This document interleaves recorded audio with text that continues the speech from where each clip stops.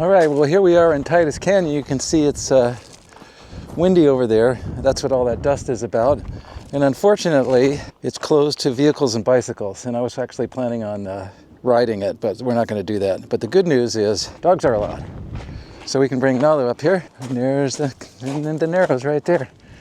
And there's Kenny catching a photo.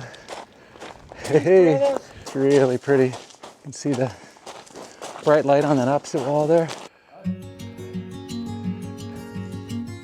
All right, so we're coming up on 1K in. It's still really pretty in the canyon here.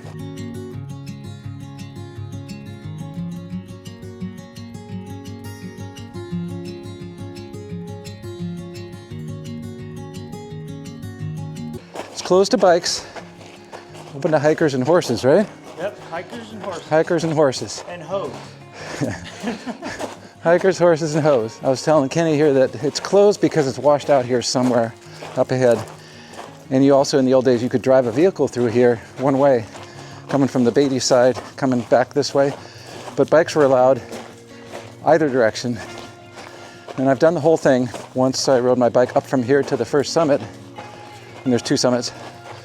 And the other time I started near Beatty and rode up the backside. So I've done the whole thing, but not all at one time. I'm kind of curious to see what happens up here. I know the town of Leadfield, I think it was, is up here. I think it's like 4 miles, but I don't know if it's washed out before then. So we're gonna check it out. Here are a few photos of the town of Leadfield that I took last time I was there.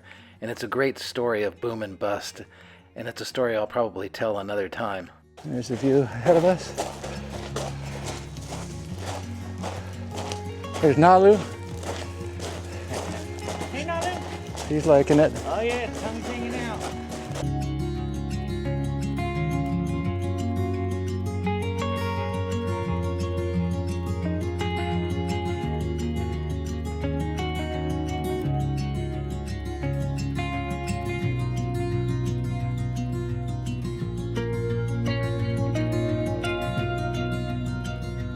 On my left there, you can see this really colorful pinkish rock. Oh wow. And then up ahead here, yeah, Himalayan pink salt.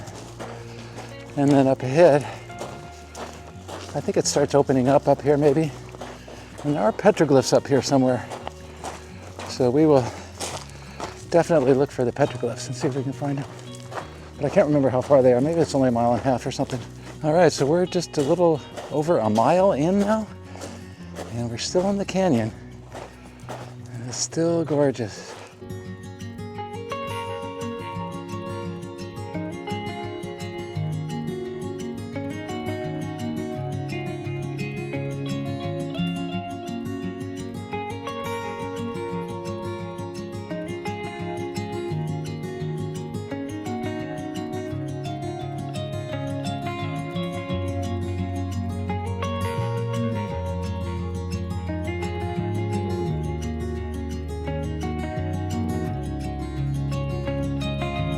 And he's giving Nalu some water. And the weather's really nice. It's probably 65, 70 degrees right now. So it's very pleasant hiking. And one of the things to keep in mind is in Death Valley when it's warm, getting in these canyons is not such a bad idea because they're shady. So I mean, it's plenty warm enough, and it's windy today also. So being in the canyon is a way to partially avoid the winds. It's still windy in here, but not as windy as it is out in the valley where it's just blowing dust like crazy. There's the sun.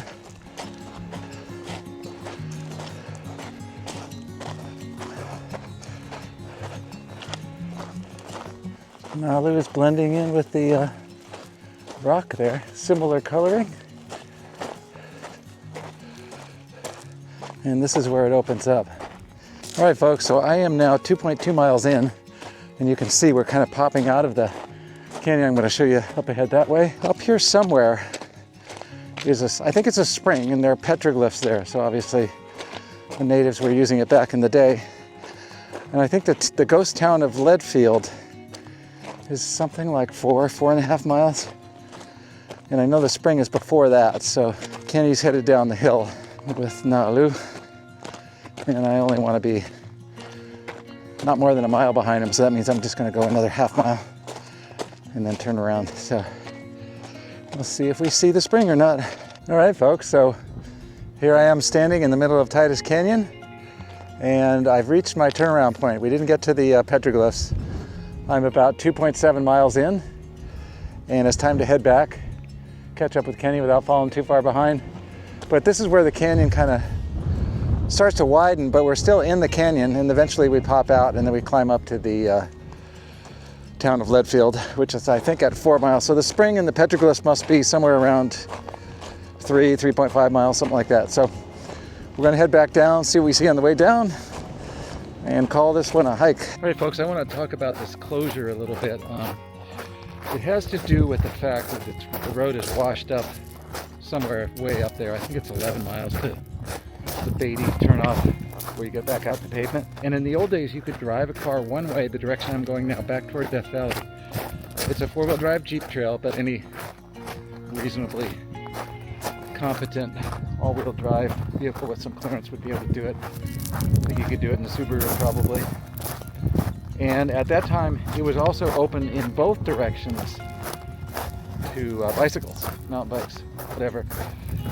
And since the washout, they have no longer allowed bicycles, and I just discovered that today. So of course they don't allow vehicles because they can't make it through the washout. I guess the question that I have is, will this ever be open to vehicles again? And there's a chance that it never will be. Got a lot of wind here, so it's blowing on my mic. So I'm not sure that they will ever open it to vehicles again. So we'll just have to see how that goes. I hope it does, because I think it's a great place to mountain bike. And now that I have an e-mountain bike, I would be capable of doing the whole thing out to Beatty and then turn around and come back. It's like 22 miles with 2 pretty good passes in there and some switchbacks, and it's gorgeous back there. And I have ridden it on 2 separate occasions, once from this side, once from the other side. So I have done the whole thing, but just not all at once. But let's see what the future brings, and hopefully it will open up again and be able to bike through this beautiful canyon.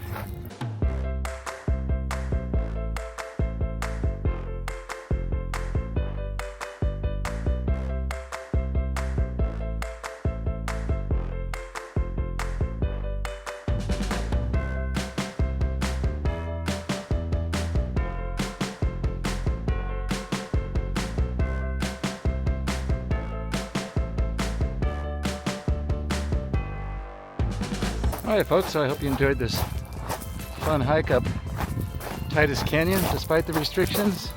It's really pretty, it's a really nice place.